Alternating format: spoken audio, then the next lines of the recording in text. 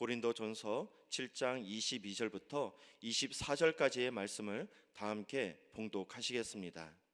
주 안에서 부르심을 받은 자는 종이라도 주께 속한 자유인이요 또 그와 같이 자유인으로 있을 때 부르심을 받은 자는 그리스도의 종이니라.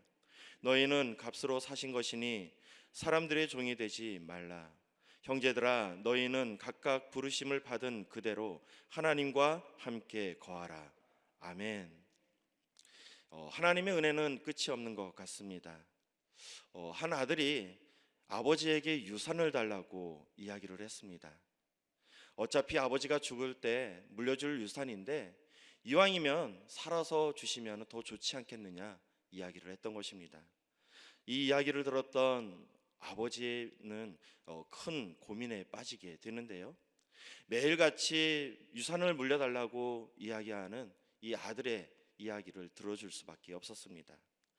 아버지의 큰 유산을 물려받았던 아들, 그는 무척이나 기뻤습니다. 아버지의 그 유산을 가지고 아무도 찾을 수 없는 아주 머나먼 나라로 떠나버리게 되었습니다. 그곳에서 아들은 매일 연애를 베풀면서 허랑방탕한 삶을 살아가게 되는데요. 그곳에서의 삶은 참으로 행복했습니다. 만나는 사람들마다 다 환영해 주었고요, 많은 사람들이 그와 친구가 되어 주었습니다. 자, 이렇게 행복한 삶을 살아가던 아들, 시간이 지나자 가진 재산을 다 탕진하게 되었는데요. 빈털터리가 되었던 아들에게 이 세상은 냉혹하기만 했습니다. 그렇게 친했던 친구들이 하나둘 떠나가게 되었고요. 이제는 더 이상 그를 받아주는 사람들이 없었습니다. 이제는 먹을 것이 궁해진 이 아들은 한 사람의 종이 되어 버리는데요. 종이 되어서 돼지를 치는 일을 하게 되었습니다. 이른 아침부터 늦은 저녁까지 열심히 일을 했지만 이 배고픔을 달랠 수는 없었습니다. 굶주리다 지쳐서 이 돼지가 먹는 쥐엄나무 열매를 먹게 되는데요. 그 열매를 먹으면서 자신의 삶을 돌이켜보니 너무나도 비참하기 그지없었습니다. 뒤늦게 아버지께서 베풀으셨던 사랑과 이 포근했던 그러한 고향의 이 집을 돌아가고 싶었지만 그에게는 큰 고민이 있었습니다. 아버지께 지은 죄가 너무나도 크다 보니까 이 고향으로 돌아갈 수 없었던 것입니다. 그러던 어느 날이었는데요, 그에게 한 가지 생각이 나게 됩니다. 아버지께서 나를 아들로 받아주지는 못하지만 혹시 아버지께서 나를 종으로 받아주시지는 않으실까? 이러한 기대감으로 이 아들은 아버지가 계신 집으로 돌아가기를 결단하게 됩니다. 아버지의 집으로 돌아가면서 이 아들의 마음은 복잡하기만 합니다. 혹시 아버지가 나를 받아주시지 않으면 어떻게 할까? 아버지마저 나를 외면해버리면 나는 이제 어떻게 삶을 살아가야 하는 것인가? 이렇게 고민하면서 길을 가고 있는데요, 한 사람이 다가오더니 목을 끌어안고 펑펑 울면서 이야기를 하는 것입니다. 사랑하는 아들아, 그동안 고생 참 많았다. 내가 이렇게 건강하게 돌아오니 참 기쁘구나.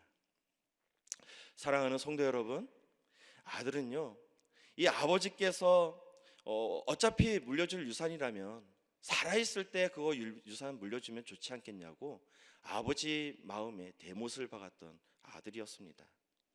이 아들은요, 아버지의 그 막대한 유산을 허랑방탕한 삶을 사는데 다 탕진해버린 아들이었습니다.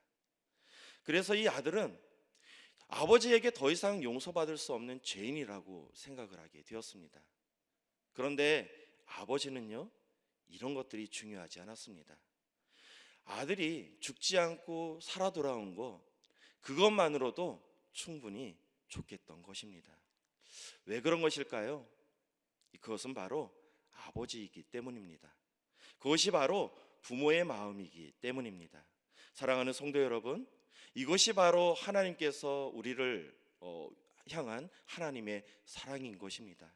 왜냐하면 하나님께서는 우리의 아버지가 되어주시기 때문입니다. 하나님께서는 우리의 부모님이 되어주시기 때문입니다. 지금 우리가 어떤 모습을 하고 있느냐, 이것이 중요한 것이 아니다라는 것입니다. 그럼에도 불구하고 우리가 하나님 앞으로 나아갔을 때 하나님께서는 우리의 모든 죄를 용서해 주시고 우리를 안아 주시고 또 우리를 위로해 주실 것입니다. 이와 같이 하나님의 풍성한 은혜를 받아 누리시는 저와 여러분 되시기를 주님의 이름으로 축원드리겠습니다. 자, 그렇다면 하나님께서는 왜 이런 은혜를 우리에게 베풀어 주시는 것일까요? 저는 오늘 본문 말씀을 근거로 해서 차원이 다른 공동체라는 제목으로 함께 은혜를 나누도록 하겠습니다. 우리 함께 따라해 보실까요? 차원이 다른 공동체. 무비보셋이라는 사람이 있었습니다. 그는 소위 금수저로 태어나게 되었는데요. 태어나서 눈 떠보니까 할아버지는 이스라엘을 다스리는 왕이었고요. 또 아버지는 그 뒤를 이어서 왕이 될 사람이었습니다. 특별히 노력한 것도 없습니다. 그냥 태어나서 보니까 왕가의 자손으로 태어나게 되었던 것입니다. 자, 이처럼 귀하게 태어난 무비보셋, 그는 어떤 삶을 살아가게 되었을까요? 이 성경 말씀을 살펴보니까 그는 그렇게 화려한 삶을 살아가지는 못했습니다. 녹록지 못한 삶을 살아가게 되었던 것입니다. 어느 날이었는데요, 이 블레셋 사람들이 쳐들어와서 이스라엘 사람들과 맹렬히 싸우게 되었습니다. 사무엘상 31장 1절 말씀입니다. 블레셋 사람들이 이스라엘을 침해 이스라엘 사람들이 블레셋 사람들 앞에서 도망하여 길보아 산 앞에서 엎드려져 죽으니라. 자, 우리는 이 전투를 길보아 산 전투라고 이야기를 합니다. 이 전투에서 무비보셋인 아버지 요나단과 그의 할아버지인 사울 왕이 이 한날에 죽게 됩니다. 사무엘상 31장 2절부터 4절까지의 말씀입니다. 블레셋 사람들이 사울과 그의 아들을 추격하여 사울의 아들 요나단과 아비나답과 말기수아를 죽이니라. 사울이 패전함에 활 쏘는 자가 따라잡으니 사울이 그를 활 쏘는 자에게 중상을 입은지라. 그가 무기를 든 자에게 이르되 내 칼을 빼어 그것으로 나를 찌르라.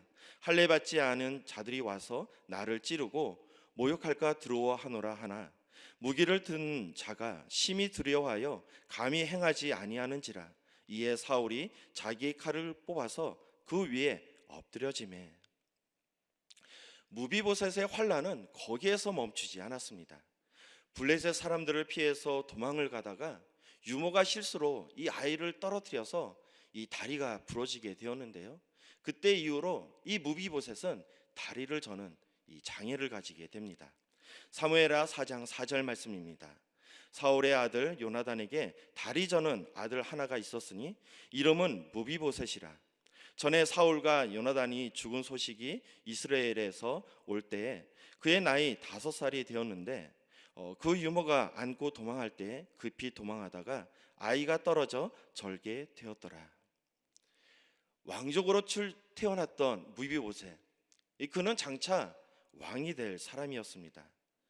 그런데요, 그의 가문은 한순간에 몰락해 버리게 되었고요, 그는 평생 장애를 가지며 삶을 살아가야만 했습니다.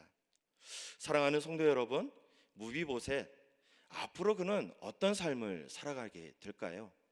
첫 번째 살펴볼 말씀, 양자 삼아 주시는 하나님입니다. 우리 함께 따라해 보실까요? 양자 삼아 주시는 하나님. 자, 오늘 사울의 가정은 풍비박산나고 말았습니다. 사랑하는 성도 여러분, 이 사울 가정에 왜 이런 고난이 오게 되었던 것일까요? 이 사울은 하나님께서 택하시고 기름을 부어 주셔서 왕이 되었던 사람이었습니다. 스스로 어떠한 노력에 의해서 왕이 되었던 것이 아니라, 능력이 있어서 왕이 되었던 것이 아니라 단지 하나님께서 은혜를 베풀어 주셔서 왕이 되었던 사람이었습니다. 자, 이렇게 왕이 되었던 사울이었지만, 이 처음에는 겸손한 모습으로 있었지만 시간이 지나자 그는 마음 가운데 이 교만이 들어오게 되었고요, 그 교만으로 인해서 하나님께 죄를 짓게 됩니다. 하나님의 말씀을 업신여기게 되었고요, 또 하나님 말씀에 순종하지 못하는 삶을 살아가게 됩니다. 자, 이런 모습을 바라보았던 하나님께서는 사울을 왕으로 세운 것을 후회하기에 이르게 됩니다. 사무엘상 15장 35절 말씀입니다. 사무엘이 죽는 날까지 사울을 다시 가서 보지 아니하였으니 이는 그가 사울을 위하여 슬퍼함이었고 야훼께서는 사울을 이스라엘 왕으로 삼으신 것을 후회하셨더라. 하나님께서는 당신의 은혜를 망각하고 교만에 빠졌던 이 사울을 왕으로 세운 것을 후회하게 되었습니다. 결국 하나님의 영은 사울에게서 떠나가게 되었고요. 그 자리에 악한 영이 들어와서 그를 괴롭히게 되었습니다. 하나님께서는 천지와 만물을 창조하셨습니다. 그리고 우리 사람을 창조하셨습니다. 하나님께서는 이렇게 창조한 세상을 사람 보고 다스리라고 말씀을 주셨는데요. 창세기 1장 28절 말씀입니다. 하나님이 그들에게 복을 주시며 하나님이 그들에게 이르시되 생육하고 번성하여 땅에 충만하라. 땅을 정복하라.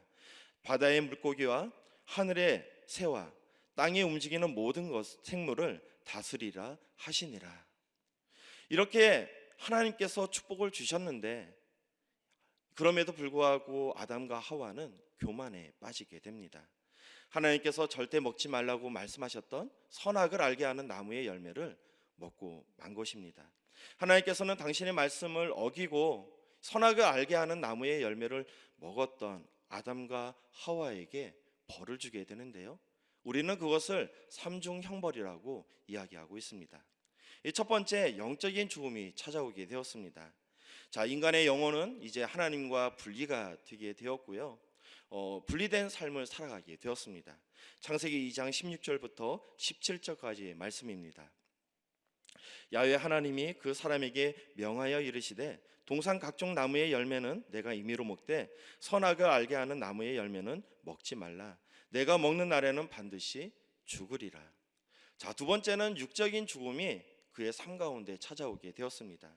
그래서 이제는 육적에 병도 오게 되었고요. 결국 죽어서 흙으로 돌아가게 되었습니다. 창세기 3장 19절 말씀입니다. 내가 흙으로 돌아갈 때까지 얼굴에 땀을 흘려야 먹을 것을 먹으리니 내가 그것을 취함을 입었음이라. 너는 흙이니 흙으로 돌아갈 것이니라 하시니라. 자, 마지막으로 환경의 죽음이 우리 삶 가운데 다가오게 되었습니다. 자, 인간은 저주받은 환경에서 지배를 받게 되었는데요. 그래서 평생에 수고하고 땀을 흘려야 그의 소산을 얻게 되었습니다. 창세기 3장 17절부터 18절까지의 말씀입니다. 아담에게 이르시되 내가 내 아내의 말을 듣고 내가 먹지 말라 한 나무의 열매를 먹었은즉 땅은 너로 말미암아 저주를 받고 너는 평생에 수고하여야 그 소산을 먹으리라.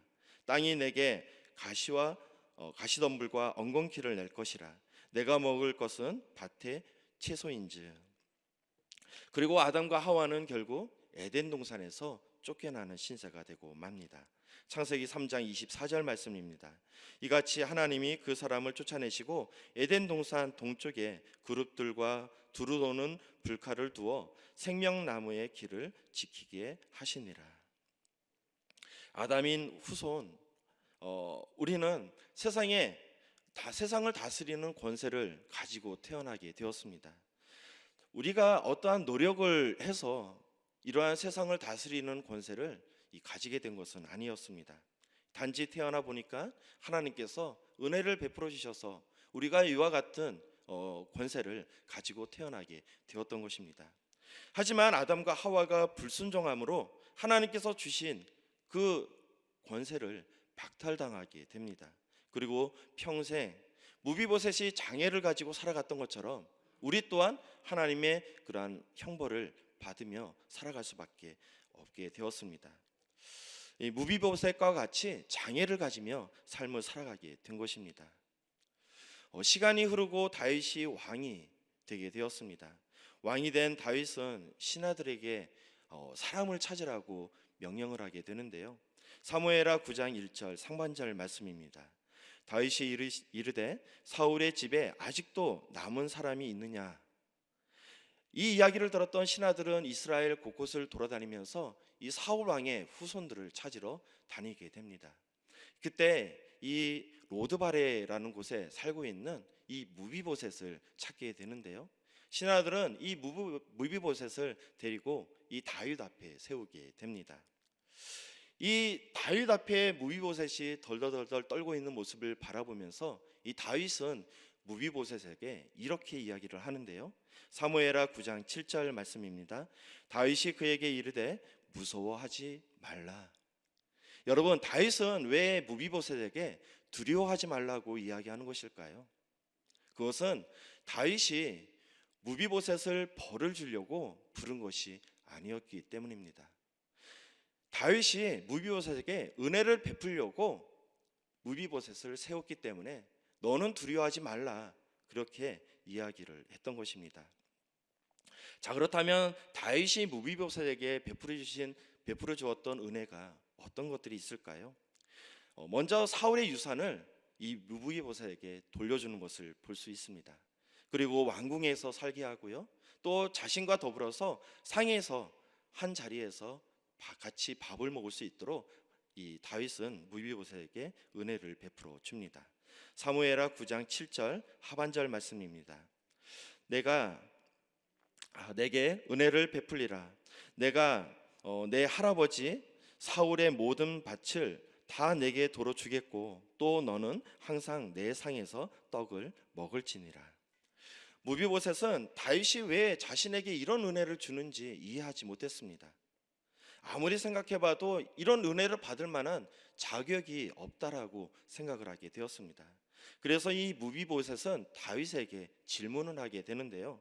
사무엘하 9장 8절 말씀입니다. 그가 절하여 이르되 이 종이 무엇이기에 왕께서는 죽은 개 같은 나를 돌아보시나이까 하니라. 사랑하는 성도 여러분, 무비보셋이 예루살렘에서 왕자와 같이 대접을 받으며 살아갈 수 있었던 이유는 무엇일까요? 무비보셋이 무엇을 잘해서가 아니었습니다. 그것은 바로 이 친구 요나단과의 맺은 약속 때문에, 그 약속 때문에 이 무비보셋을 이와 같이 은혜를 베풀어 주는 것을 볼 수가 있습니다. 마찬가지입니다. 오늘 우리가 하나님의 자녀가 되어 하나님의 축복과 은혜를 누릴 수 있게 되었던 이유는 무엇이 있을까요? 그것은 우리 스스로가 거룩해서 그 은혜를 받을 만한 능력이 있어서가 아니다라는 것입니다. 우리가 이러한 은혜를 누릴 수 있었던 것, 그것은 바로 예수 그리스도께서 있었기 때문에 우리가 그와 같은 은혜를 누릴 수 있게 된다라는 것입니다. 예수님께서 우리의 죄와 모든 허물을 짊어지시고 십자가에 달려 죽으셨기 때문에 우리는 그 대속의 은혜로 하나님의 자녀가 될 수 있었다라는 것입니다. 여러분, 이제 새생명 전도 축제가 얼마 남지 않았는데요, 이 예수님께서 몸 찢기시고 피 흘리시며 값없이 우리에게 주셨던 그 은혜를 세계 만방 많은 사람들에게 전해야 할 것 같습니다. 그래서 새생명 전도 축제 때가 이 구원의 역사가 일어나는 큰 잔치가 되기를 축복드리겠습니다. 자, 두 번째 살펴볼 말씀, 끝까지 돌보시는 하나님이십니다. 우리 함께 따라해 보실까요? 끝까지 돌보시는 하나님. 자, 하나님께 구원받은 우리, 하나님 보시기에 의로운 삶, 거룩한 삶을 살아가면 얼마나 좋을까요? 그런데 우리의 모습을 살펴보니까 그렇지 못한 우리의 모습을 발견하게 됩니다. 여전히 죄 가운데 삶을 살아가고 있고요, 여전히 이 죄 가운데서 어떻게 할 수 없는 우리의 삶을 살아가고 있는 것을 볼 수 있습니다. 자, 그런데 그럼에도 불구하고 우리 하나님께서는 여전히 우리를 사랑해 주시고 우리를 자녀로서 삶을 살아가게 허락해 주시는데요, 하나님께서는 왜 이런 은혜를 우리에게 주시는 것일까요? 자, 다윗의 아들 압살롬이 이 반역을 일으키게 됩니다. 아버지 다윗을 죽이고 스스로 왕이 되겠다고 반역을 일으키게 되는 것입니다. 자, 이 이야기를 들었던 다윗은 신복들과 함께 급히 피하게 되는데요, 너무나도 급히 도망을 나온 나머지 먹을 것과 아무것도 준비되지 못한 채 이 예루살렘 성전에서 나오게 됩니다. 자, 이 다윗이 고난을 당했다는 소식을 들었던 이 무비보셋의 신하 시바라는 사람이 있었는데요, 그 시바가 이 다윗에게 먹을 것과 또 탈 것을 가져다 주면서 이 다윗을 맞이하게 됩니다. 사무엘하 16장 3절 말씀입니다. 왕이 이르되 내 주인의 아들이 어디에 있느냐 하시니 시바가 왕께 아뢰되 예루살렘에 있는데 그가 말하기를 이스라엘 족속이 오늘 내 아버지의 나라를 내게 돌리리라 하나이다 하는지라. 자, 이 이야기는 뭐냐면은 지금 시바에게 무비보셋이 이것을 준비했는지 알고 다윗이 지금 칭찬을 하려고 합니다. 그래서 무비보셋에게 이 시바에게 무비보셋이 어디에 있느냐라고 질문을 했더니 시바가 이렇게 이야기를 하는 거예요. 지금 이 혼란한 틈을 타서 지금 아버지의 나라, 할아버지의 나라를 다시 일으키려고 반역을 준비하고 있습니다라고 이야기를 했습니다. 자, 이 이야기를 들었던 다윗은 시바의 말을 들을 수밖에 없었습니다. 자, 시간이 지나고 다윗의 신복들이 압살롬의 그 무리들을 다 진압을 하게 되는데요. 이 결국 다윗은 신하들을 이끌고 다시 예루살렘 성전으로 입성하게 됩니다. 그때 이 무비보셋은 다윗을 맞이하게 되는데요.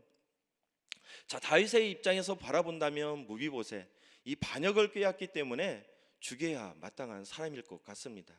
자, 그런데 다윗은 무비보셋에게 그 진위를 따져 묻지 않습니다. 그냥 이 무비보셋을 받아주는 것을 바라볼 수 있습니다.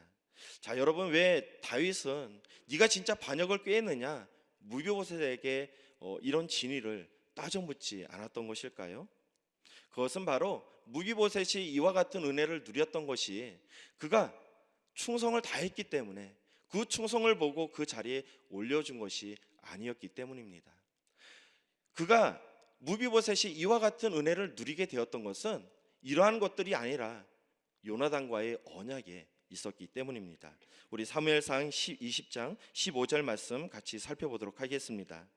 야훼께서 너 다윗의 대적들을 지면에서 다 끊어버리신 때에도 너는 내 인자함을 내 집에서 영원히 끊어버리지 말라 하고.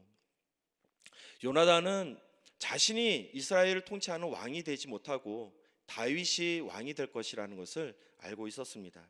그래서 이 요나단은 다윗과 언약을 맺게 되는데요. 당신이 만약에 왕이 된다면은 내 후손을 멸하지 말고 지켜달라고 약속을 하게 되는 것입니다. 자, 다윗은 요나단과의 맺은 언약을 기억하게 되었습니다. 그리고 요나단과 맺은 언약을 지키기로 결단을 하게 됩니다. 그래서 무비보셋은 이 한없는 다윗의 그러한 사랑을, 은혜를 누리게 되었던 것입니다. 사랑하는 성도 여러분, 예수님은 우리를 살리기 위해서 당신의 생명조차 아끼지 않으셨습니다. 그 결과 우리는 하나님의 그러한 은혜를 받아 누릴 수 있는 길이 열리게 되었던 것입니다. 자, 그렇다면 하나님의 이러한 은혜를 받았던 우리 어떠한 삶을 살아가야 하는 것일까요? 마지막 세 번째 살펴볼 말씀, 차원이 다른 공동체를 만들어야 합니다. 우리 함께 따라해 보실까요? 차원이 다른 공동체를 만들어야 합니다.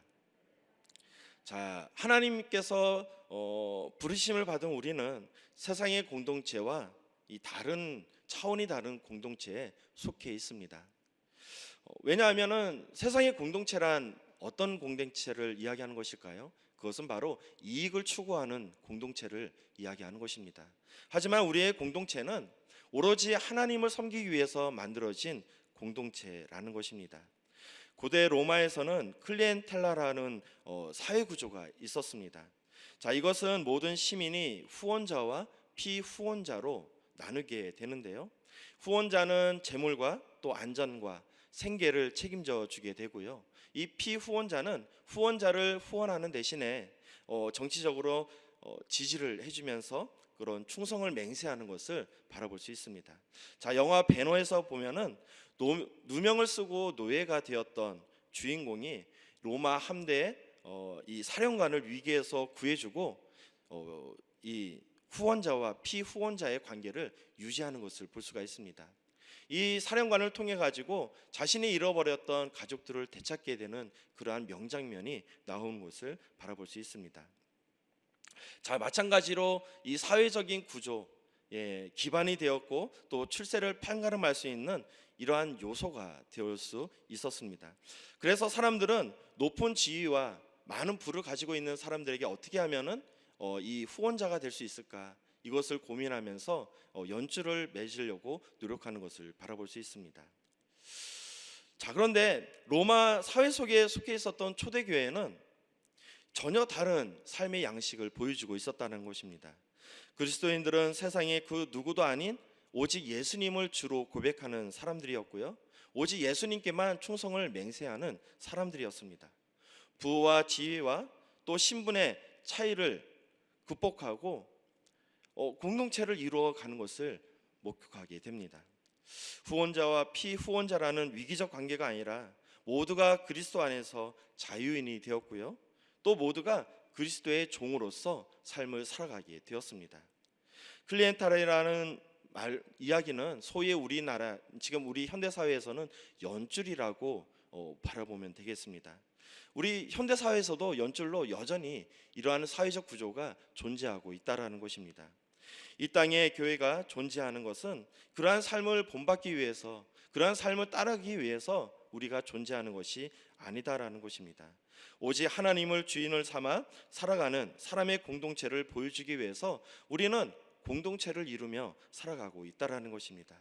세상의 연줄이 아니라 하나님의 생명줄을 잡아야 하는 것입니다. 여러분, 우리는 차원이 다른 공동체를 이루어야 합니다. 그리고 그 공동체를 통해서 하나님께 영광 올려드려야 한다는 것입니다. 하나님께서 우리에게 큰 은혜를 베풀어 주셨습니다. 하나님께서는 능력 없는 우리에게 양자를 삼아 주셔서 자녀로 삼아 주셨고요, 그리고 또 우리가 죄 가운데 삶을 살아가지만 그것을 바라보시면서 그 자녀의 삶을 박탈하는 것이 아니라 끝까지 사랑으로 품고 우리를 이끌어 나아가시는 것을 바라볼 수 있습니다. 그런 은혜를 받아 누리는 우리들은 이제는 차원이 다른 공동체를 만들어야 하는 것입니다. 오직 하나님만 섬기는 차원이 다른 공동체를 만들어 가시는 저와 여러분 되시기를 주님의 이름으로 축원드리겠습니다. 아멘. 기도하시겠습니다. 사랑과 은혜가 충만하신 아버지 하나님, 우리를 구원해 주시니 감사합니다. 언제나 예수 그리스도의 대속의 은혜에 감사하는 마음으로 삶을 살아갈 수 있도록 축복하여 주시옵소서.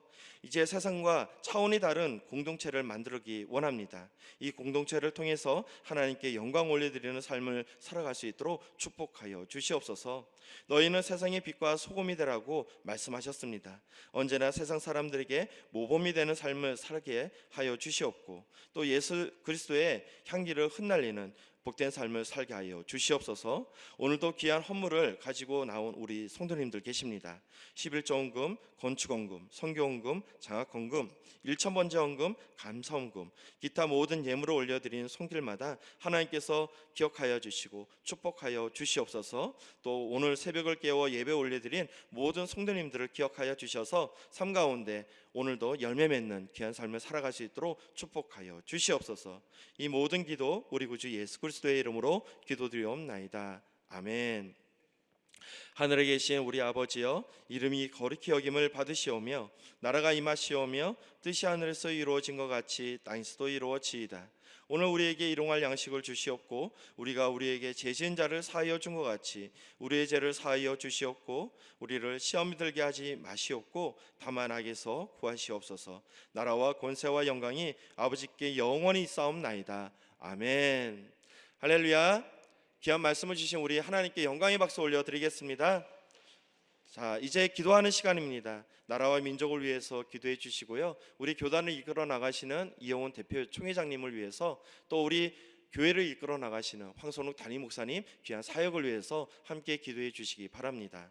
또한 우리 교회에서 파송한 선교사님들 계시는데요, 우리 선교사님들 사역을 잘할 수 있도록 함께 기도해 주시기 바랍니다. 또한 우리 다음 주부터는 고난주간에 있습니다. 그리고 새생명 전도축제가 이제 준비되어 있습니다. 태신자를 품은 사람들마다 열매 맺을 수 있도록, 또 구원의 문이 활짝 열릴 수 있도록 우리 함께 기도하시겠습니다. 오늘 가지고 나온 문제들과 또 오늘 선포되어진 말씀을 생각하면서 우리 주여 삼창하시고 함께 기도하시겠습니다. 주여, 주여, 주여.